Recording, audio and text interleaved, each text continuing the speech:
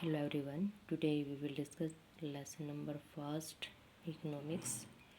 Last day we discussed land distributed between the farmers of Palampur कि पालमपुर के जो किसान हैं उनके बीच में जो लैंड है उसका डिस्ट्रीब्यूशन कैसे किया गया है।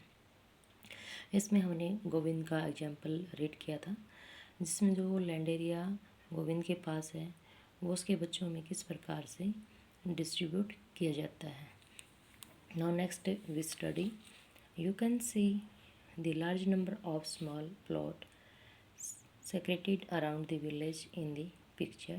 कि जो ये ऊपर पिक दिखाई गई है इसमें इस एरिया में सबसे छोटे लैंड एरिया है, फिर थोड़ा बड़ा और ये बड़े लैंड एरियाज़ हैं। तो इट मीन्स बहुत ज़्यादा जो किसान हैं उनके पास छोटे प्लॉट हैं और कम लोगों के पास बड़े वाले land area.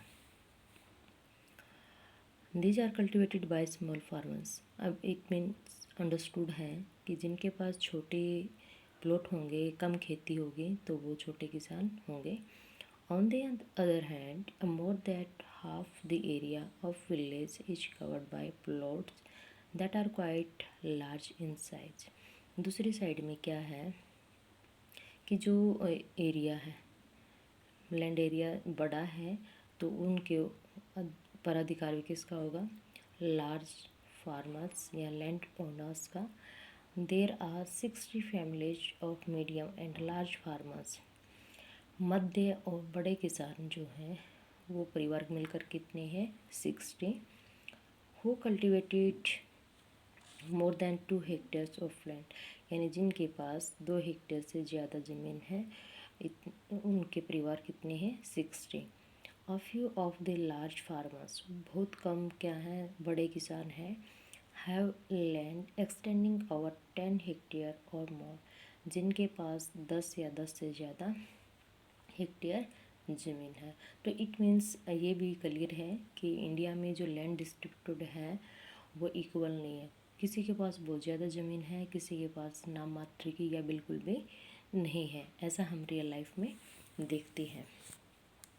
Now next is that who will provide the labours. अब जो खेत होते हैं उनमें लेबर के रूप में काम कौन करता है, ये हम डिस्कस करेंगे। आफ्टर लैंड, यानी जो लैंड है वो एक नेचुरल रिसोर्सेज था, उसके बाद उस पर जो काम करने वाला फैक्टर है वो कौन सा है, labour is the next necessary factor for production. उत्पादन के लिए दूसरा महत्वपूर्ण कारक क्या है, श्रमिक। Farming requires a great deal of hard work. अब जब हम खेती करते हैं कोई भी व्यक्ति, तो उसमें हमें ज़्यादा लेबर, ज़्यादा मेहनत की ज़रूरत होती है। Small farmers along with their families cultivate their own field, यानी जो छोटे किसान हैं वो अपने परिवार की सहायता से क्या करते हैं, खेती करते हैं। Thus they provide the labour required for farming themselves, इसलिए खेत में जितनी भी लेबर की ज़रूरत होती है वो स्वयं करते हैं। Medium and large farmers hire farm labourers to work on their field. जो बड़े किसान हैं या मध्य या मझोले किसान हैं वो जो लेबर हैं, मजदूर हैं, उनको किराए पर लेते हैं। इट मीन्स जो वो काम करते हैं तो उसके बदले वो उनको वेजेस देते हैं। नेक्स्ट है farm labourers come either from landless families और families cultivating small plot of land, यानी जो खेती में काम करने वाले मजदूर हैं या तो बिल्कुल जिसके पास ज़मीन नहीं है वो लोग होते हैं, या फिर दूसरे के खेत में काम करने वाले जो रेंट पर भी लेकर करते हैं।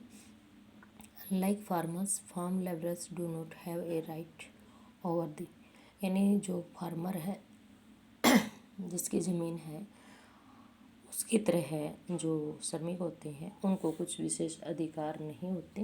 वो केवल क्या करते हैं, खेत में काम कर सकते हैं और उसके बदले में उनको क्या मिलेगी, मजदूरी दी जाती है। तो जो लैंड या ओनरशिप की बात आती है तो वो उसी व्यक्ति को होता है जिसकी वो ज़मीन होती है। Instead they are paid wages by the farmers for whom they work. इसके बावजूद जो इन खेती में काम करने वाले होते हैं मजदूर, उनको वेजेज यानी मजदूरी दी जाती है। Wages can be in cash और इन काइंड, एग्जाम्पल क्रॉप्स। मजदूरी किसके रूप में हो सकती है? या तो पैसे के रूप में हो सकती है या फिर फसल, जैसे गेहूं की कटाई की तो उसके बदले में वो गेहूं भी ले सकता है, धान के बदले में धान ले सकता है, तो वो क्रॉप्स के रूप में भी हो सकती है और पैसे के रूप में भी। Sometimes labours get meals also. कई बार क्या होता है कि जो लेबरर्स होते हैं, श्रमिक, ये 2 टाइम का खाना भी लेते हैं जिसके खेत में ये काम करते हैं। Wages vary widely from region to region. जो मजदूरी है वो अलग अलग स्थानों पर अलग अलग होती है। जैसे हरियाणा में मजदूरी मान लो 500 रुपये है, पंजाब में 600 हो सकती है, बिहार में वही मजदूरी 200 रुपये भी हो सकती है। फ्रॉम क्रॉप टू क्रॉप, हर फसल की कटाई और बुआई की जो लेबरिंग वर्क है वो भी अलग होता है, तो वो अलग होती है। From one farm activity to another, एक खेत में कोई और काम हो सकता है, दूसरे के खेत में कोई और काम, जैसे कि एक के खेत में गन्ने की बुआई करनी है, दूसरे के खेत में गेहूं की कटाई करनी है, तो it means both work are different, so their labour या वेजेस आर आल्सो डिफरेंट। कटाई के समय बुआई के समय भी अलग अलग मेहनत करनी पड़ती है। There also a wide variation in the duration of employment, और रोज़गार के जो ये टाइम पीरियड होता है इसमें काफ़ी डिफरेंस देखने को मिलता है। A farm labourer might be employed on a daily basis. जो खेती में काम करने वाले श्रमिक हैं, जो एक तो होते हैं पूरा साल किसी खेत में काम करने वाले, एक होते हैं बुआई और कटाई के समय में काम करने वाले, और one particular farm activity like harvesting और फॉर द होल ईयर। अब कुछ विशेष लोग क्या है, खेती में तब काम करते हैं जैसे गेहूं की कटाई, तो वो गेहूं की कटाई करेंगे, गेहूं को इकट्ठा कर लेते हैं। बट कुछ मज़दूर ऐसे होते हैं जो किसी के खेत में पूरा साल काम करते हैं, तो इस प्रकार के भी हैं। लेकिन जो ऐसे हैं कि वो 6 महीने में बुआई और कटाई के टाइम पे खेती में काम करते हैं, तो वो बीच का जो टाइम पीरियड होता है उसमें वो फ्री रहते हैं। यहाँ पर एक व्यक्ति है जो कि लैंडलेस लेबरर है, जिसका नेम क्या है, Dala, who work on daily wages in Palampur. ये ऐसा व्यक्ति है जो प्रतिदिन की जो मजदूरी होती है ना, आज जहाँ भी काम मिला वहीं काम कर लिया, ऐसा श्रमिक है। This means he must regular look for work, यानी डेली रूटीन में कहीं ना कहीं ये काम करता है, खेती में मिले खेती में, कंस्ट्रक्शन का वर्क मिले तो वहाँ पर। The minimum ways for a form labourer set by government is 150 rupees, कि जो एक श्रमिक को कम से कम न्यूनतम मजदूरी मिल सकती है 2011 के अनुसार, वो 115 रुपये सरकार द्वारा निर्धारित की गई है। बट डाला गेट्स ओनली 80 रुपीज़। इसको कितना रुपये मिल रहा है? 18 rupees. There is heavy competition for work among the form labourers इन पालमपुर, कि पालमपुर में जो खेती में काम करने वाले मजदूर हैं इनके बीच में बहुत ज़्यादा प्रतियोगिता है। इट मीन्स काम कम है, करने वाले ज़्यादा हैं। So people agree to work for lower wages, इसलिए जिसको बहुत ज़्यादा मजबूरी होती है वो कम से कम कीमत पर काम करने के लिए रेडी हो जाता है। तो उनमें से डाला भी एक व्यक्ति है। Dala complains about his situation to Ramkali, एक फीमेल है जिसका नाम रामकली है, वो उसको अपनी सारी कहानी बताता है। Who is another farm labourers, जो कि वो भी एक खेती में काम करने वाली श्रमिक है। तो इस प्रकार से पुअर विलेज पालमपुर में ये सबसे पुअरेस्ट व्यक्ति भी होते हैं। अब कोई भी व्यक्ति किसी खेत में काम कर रहा है तो कहीं ना कहीं वो बहुत ही पुअर तो होगा। नेक्स्ट है why the farm labourer like Dala and Ramkali poor, कि ये जो श्रमिक हैं खेती में काम करने वाले ये इतने गरीब क्यों होते हैं। Gosaipur and Majoli are 2 village in north Bihar, ये बिहार के एग्जाम्पल लिए हैं। Out of a total 850 household in 2 village, दोनों गाँव में 850 परिवार हैं। There are more than 250 mens who are employed in rural Punjab and Haryana और इन दिल्ली, मुंबई, सूरत, हैदराबाद और नागपुर।